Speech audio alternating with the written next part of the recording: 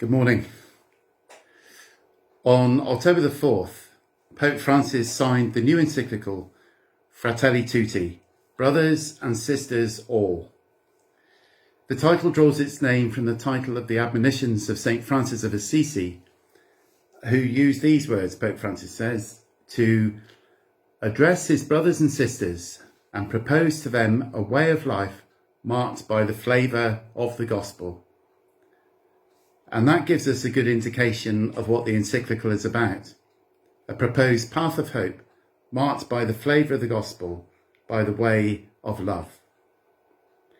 So Caritas Plymouth has invited various lay people, deacons and priests from the diocese to give a personal reflection on each of the 8 chapters of the encyclical over the next 8 weeks. So prior to that, here are just a few introductory thoughts.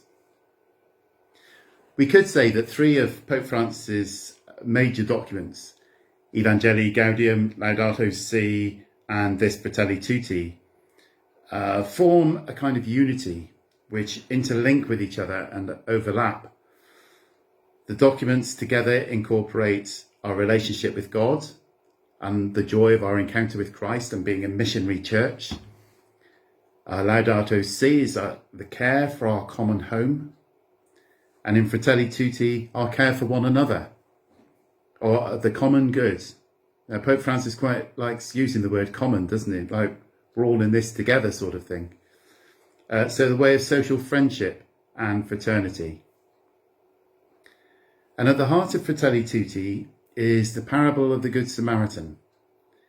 And the Pope reminds us that the only real distinction between the characters in the parable is between the ones who harmed or ignored the injured man on the road to Jericho and the one who helped him, the Samaritan. The focus of a Samaritan is on the injured person and what he can do to help the injured person, irrespective of who that person is or where he comes from. So basically it invites us to be a good neighbour. Neighbours without borders, Pope Francis uses that phrase. The parable invites us to recognise the dignity of each and every human person created in the image and likeness of God, no matter who they are or where they come from. So Pope Francis also reminds us that engaging with those in need, we are actually welcoming the Lord himself. He says in paragraph 3, Fratelli Tutti, each year on the World Day of the Poor, I reiterate this basic truth in the life of the Church. For the poor are and always will be with us to help us welcome Christ's presence into our daily lives. St. Francis of Assisi is a main inspiration of this document, and Pope Francis refers to him as the saint of fraternal love, simplicity and joy. And the Pope sees in St. Francis someone who captures the way of encounter and dialogue, which stands in contrast to much of the aggressive and confrontational nature of much of today's social and political discourse. And also that St. Francis is one who constantly reached out to the poor and the vulnerable. The Pope also draws inspiration from Blessed Charles de Foucauld, Desmond Tutu, Mahatma Gandhi and others too. And by drawing inspiration from such a wide variety of people of various religions and cultures, Pope Francis himself models in this document the kind of collaboration, encounter and dialogue that he encourages. We are not strangers, but neighbours. Brothers and sisters all. So for me, this is a hopeful document and a positive one. Although on reading the first chapter, you might not think so because it's called The Clouds of Darkness.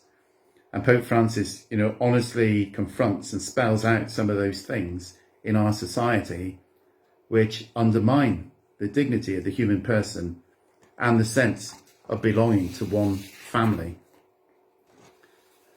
The document was published in a time of pandemic, although it was started before COVID-19, which makes it all the more prescient. And he explains that the global health emergency has only helped to demonstrate that no one can face life in isolation, and that the time has truly come to dream then as a single human family in which we are brothers and sisters all. And that sense of being in this together, all in the same boat, is something that permeates the whole of Fratelli Tutti.